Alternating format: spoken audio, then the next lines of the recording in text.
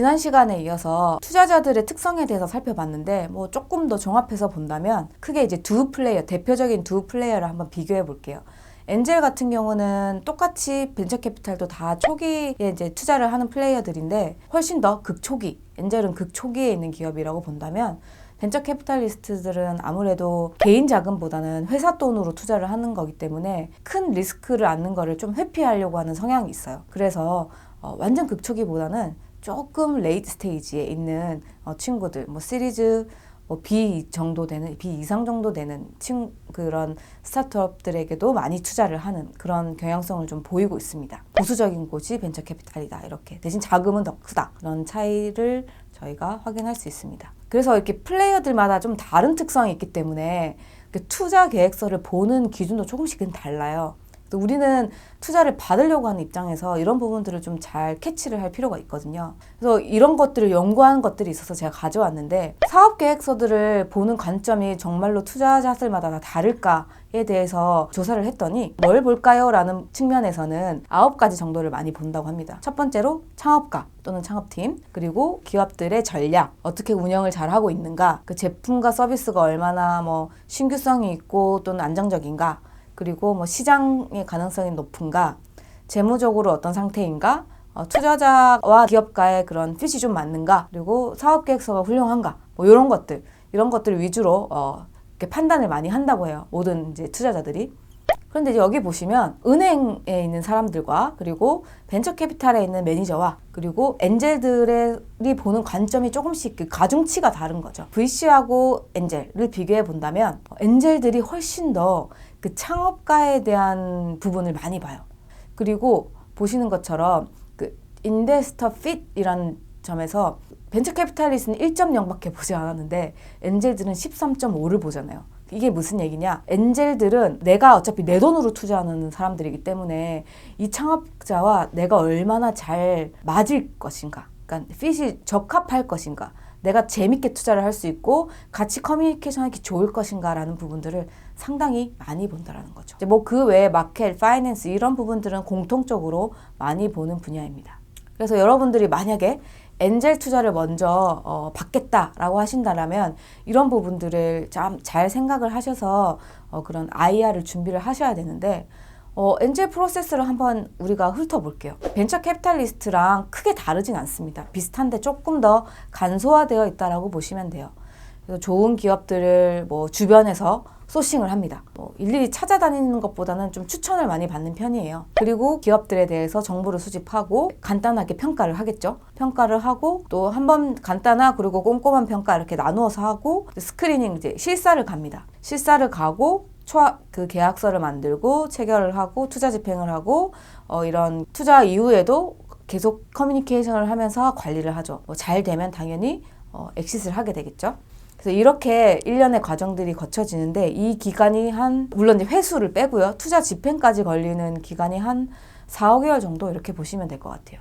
자, 이런 과정 중에서 어떤 기업들은 통과를 하고 어떤 기업들은 왜 중간에 거절을 당할까? 굉장히 중요한 부분이겠죠. 이런 부분에 대해서 또 연구가 된 최근 그 논문이 있어서 가져왔는데요. 제가 현장에서 투자를 하고 있을 때랑 너무나 유사하기 때문에 참고하시면 좋겠더라고요. 일단 여러분들이 엔젤 그룹이나 이런 데서 투자를 하시게 되면, 투자를 받으려고 그 IR을 제안을 하시게 되면 게이트키퍼라는 게 있습니다. 왜냐하면 투자자들은 상당히 많은 사업계획서들을 받기 때문에 다 꼼꼼히 볼 수는 없어요. 그래서 좀 적합하다고 싶은 애들을 빨리 거릅니다. 이 단계에서 한 70%가 거절당해요. 이 역할을 하는 사람이 있습니다.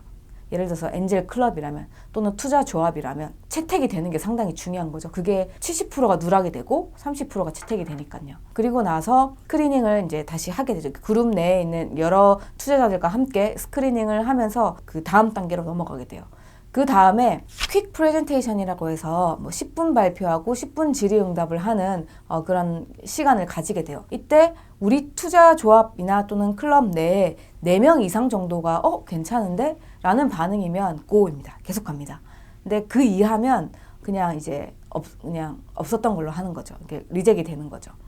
그리고 나서 이제 디테일하게 기업에 대해서 들여다보는 시간을 이렇게 디테일 프레젠테이션을 하게 돼요. 그 과정에서 어떤 식으로 좀 사업 계획서를 수정했으면 좋겠어. 뭐 이런 부분들을 좀 보완해 주셨으면 좋겠어. 라는 의견들을 여러분들이 받게 되기 때문에 굉장히 투자 이런 그 사업 계획서가 많이 디벨롭 되는 그런 것들을 좀 얻으실 수 있어요. 그리고 나서 실사를 하고 맨 마지막에 이제 협상을 하게 되죠. 협상을 할 때 이제 그런 밸류에이션에 따라서 투자 금액 영향이 있기 때문에 이때 좀 협상이 잘 안 돼서 리젝되는 경우도 덜어 있습니다. 그래서 최종적으로 한 4% 정도만이 투자에 성공을 해요.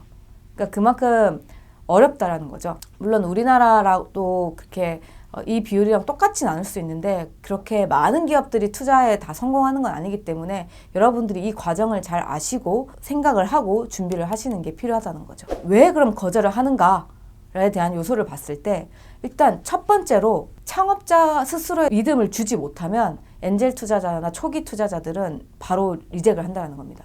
그래서 여러분들이 굉장히 지식이 많고 나는 열정적이고 그리고 이 스타트업에 정말 올인하고 있고 이런 모습들을 여실히 보여주시는 게 상당히 중요하다는 거죠. 그리고 조금 더 횟수가 거듭되면 투자 과정이 진행되면 진행될수록 그때 성장 가능성을 많이 보게 돼요. 그러니까 첫 번째는 사람, 두 번째는 시장이라든지 비즈니스 모델에 대한 그런 전문성, 강점들 이런 것들을 많이 보게 됩니다. 그리고 특히 초기 투자자들은 창업 경험이나 아니면 경영을 해봤냐 이런 경험들보다 여러분이 지금 제시한 비즈니스 모델의 산업 분야에서 전문성이 있는가 또는 경험이 있는가를 굉장히 많이 본다는 겁니다. 그래서 만약에 내가 전혀 모르는 분야에 뛰어들 수도 있으신 거잖아요. 그럴 경우에는 우리 팀 내에 이런 산업에 대한 분야의 전문성이 있는 사람들이 꼭 있어야 된다는 거죠. 그게 없으면 최종적으로 투자 유치까지 이어지기가 쉽지 않아요. 그래서 이런 상업 경험들을 잘 준비를 해 두시기를 바랍니다. 그래서 이제 엔젤 투자를 하셨을 때 사업 계획서가 참신해야 되는데 그때 어떤 내용들을 담을지에 대해서 조금 정리를 했습니다. 이런 부분, 전문적이고 경영 능력을 있음을 어필하실 것, 내 전문성을 보여주는 게 상당히 중요한 거죠. 그리고 사업 계획서 안에 우리의 비즈니스 모델이 굉장히 참신하고 지속 가능성이 있으며 경쟁력이 있다. 이런 것들을 보여주셔야 되고요. 그리고 우리 비즈니스가 담고 있는 이런 시장들도 앞으로 점점점 성장하는 시장이다. 그리고 또 하나 중요한 건 투자 유치를 하시고 나서 이 자금을 통해서 얼마나 더 성장할 수 있냐의 부분들을 설명해 주셔야 돼요. 제가 첫 번째 영상에서 지수함수 성장 그 그래프 보여드렸었죠. 그래서 폭발적인 성장을 할 수 있는 그런 기업들에게 투자를 하려고 하거든요. 그렇기 때문에 이 자금을 받으면 내가 얼마나 지금보다 훨씬 더 성장을 할 수 있는지를 보여주실 수 있다, 이렇게 믿음을 주실 수 있다면 훨씬 더 효과적으로 전달이 가능할 것 같습니다. 물론 이런 모든 데이터는 어느 정도의 객관적인 근거를 기반해서 만드시는 게 신뢰도를 높일 수 있겠죠. 그래서 이제 문화예술 분야에서 이렇게 투자 유치를 한 기업들이 있는가를 봤는데 최근에 널 위한 문화예술이라는 스타트업이 시리즈 A, 그러니까 프리시리즈 A 10억을 투자받았더라고요. 문화예술 쪽에서 이렇게 많은 투자를 받기가 사실 어렵거든요. 뭐 때문에 어렵냐면 어떻게 돈을 벌 거예요? 어떻게 지속적으로 성장할 거예요? 라는 퀘스천에 대답을 못하는 문화예술 스타트업들이 상당히 많아요. 그래서 이런 부분들을 이 기업 같은 경우는 메디아치라는 엑셀러레이터를 만나면서 굉장히 많은 트레이닝을 받은 것 같아요. 그러면서 많이 이것들을 보완을 해서 관련된 영상들이 굉장히 시장에서 좋은 반응을 이끌어낸 거죠. 이런 레퍼런스를 토대로 크립톤이랑 신한캐피탈에서 투자를 받은 그런 케이스가 있습니다. 정리를 해보면 정부 지원제도 그리고 엔젤 엑셀러레이터를 극초기 때 한번 받으시고 그리고 벤처캐피탈이나 기업 벤처캐피탈, 대기업 벤처캐피탈을 받으시는 것도 좋은 루트이지 않을까. 이런 제도들을 받으려면 어떻게 하면 되는지에 대해서 조금 더 설명을 드렸는데요. 지난번에 말씀드렸던 K-스타트업 웹사이트를 꼭 참고를 하시고요. 정부 지원 제도를 받게 되면은 여러분들이 IR을 하시게 되는데 그때 많은 심사위원분들이 현직에 있는 엔젤 투자자거나 엑셀러레이터거나 벤처 캐피탈리스트인 경우가 많아요. 이제 거기에서 만남의 접점을 이루어내실 수 있는 거죠. 그래서 이런 정부 지원 제도를 초반에 활용을 하셔서 그 후속 투자를 받는데 도움을 얻으시는 게 좋을 것 같아요. 이제 엔젤 투자 같은 경우는 사실 대부분이 지인 베이스로 이루어지는 경우가 많아서 만약에 그런 루트가 없다 이러면은 이제 뭐 콜드 메일을 보내실 수 있죠. 뭐 그냥 무작위로 그 검색을 통해서 뭐 클럽이라든지 이런 데 하시는 경우가 있을 수는 있는데 확률이 좀 많이 낮아요. 아까 그 널 위한 문화예술 같은 경우도 콜드 메일을 통해서 성사가 되긴 했는데 아예 확률이 없는 건 아니지만 쉽지는 않다. 그래서 오히려 이런 엔젤 리더스 포럼이라고 한국 엔젤 투자 협회가 있어요. 협회에 들어가면 엔젤 리더스 포럼이라고 해서 많은 스타트업들이 IR을 할 수 있는 기회를 제공해주는 포럼입니다. 이런 데 참여하셔서 여러분의 아이디어를 피칭해 보실 수 있는 기회를 맞이해 보셔도 좋을 것 같아요. 엑셀러레이터 같은 경우는 국내에 한 300여 개가 있다라고 말씀을 드렸죠. 그래서 검색을 하시면 엑셀러레이터 리스트들이 쫙 나와요. 등록제이기 때문에 다 있거든요. 뭐 또 엑셀러레이터 협회도 있습니다. 국내에. 그래서 이런 곳에서 이런 리스트들을 활용을 해서 콜드 메일을 보내시거나 아니면 그 관심 있는 엑셀러레이터에 들어가 보시면 그 엑셀러레이터에서 주관하는 여러 가지 프로그램들이 있어요. 거기에 지원을 하셔서 선정이 되시면 인큐베이팅 그 프로그램이라든지 초기 투자 자금 이런 것들을 확보하셔서 성장에 도움이 많이 되실 수 있습니다. 그래서 이렇게 좀 적극적으로 서칭을 통해서 지원을 하셔서 투자 유치를 하는 방법도 있습니다. 네, 그래서 이렇게 극초기 완전 첫 번째 단계에 있는 투자에 대해서 3번으로 나누어서 말씀을 드렸는데요. 이제 정리해보자면 첫 번째 정부 지원 자금 제도를 적극 활용할 것, 그리고 두 번째는 주변에 있는 엔젤 투자자들을 찾아서 그들이 그러니까 투자자를 창업자를 많이 보기 때문에 그들의 구매에 맞는 사업 계획서를 작성할 것.